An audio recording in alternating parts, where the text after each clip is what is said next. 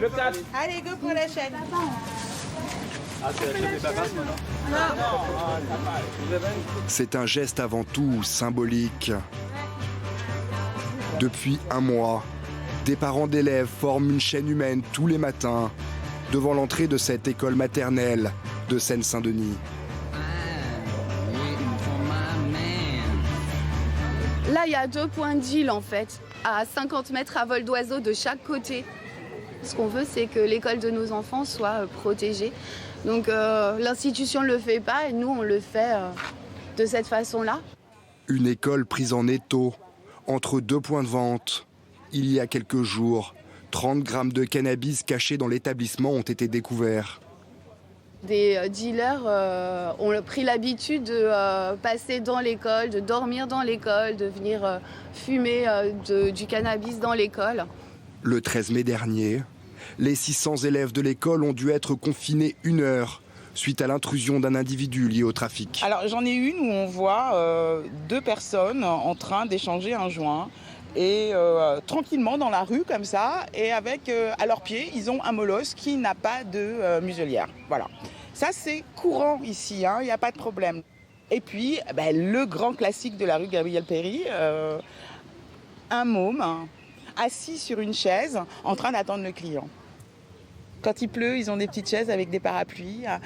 Ils vont chercher les gamins de 10 ans dans la rue pour qu'ils viennent leur amener les sandwichs et à boire de manière à ce qu'ils n'aient pas à bouger.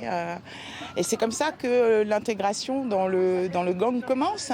C'est-à-dire tu as 10 ans et puis on te propose 2-3 euros pour aller chercher un sandwich. Après, on te promet de monter dans la hiérarchie et d'avoir ton petit coin à toi, avec ta petite chaise, de pouvoir t'asseoir au coin de la rue pour guetter. Le trafic de cannabis emploierait près de 200 000 personnes, principalement des petits boulots. Il y a différentes professions, de la nourrice, au coupeur, au chauffeur, au vendeur, au chef de réseau ou à l'avocat qui blanchit l'argent issu des trafics.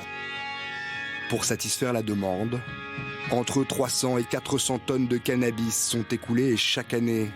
Un chiffre d'affaires qui dépasse largement le milliard d'euros et un trafic qui s'adapte aux nouvelles technologies avec centre d'appel. Service de livraison sur toute l'île de France à partir de 50 € de 14h à 22h. Et livreur à domicile. C'est comme un Uber Eats. On a envie d'un McDo le soir, là c'est la même chose, mais c'est pas pour de la nourriture. C'est exactement pareil. La France, pays le plus répressif d'Europe en la matière, est aussi le plus gros consommateur de cannabis. Avec près de 5 millions d'usagers, dont 700 000 quotidiens.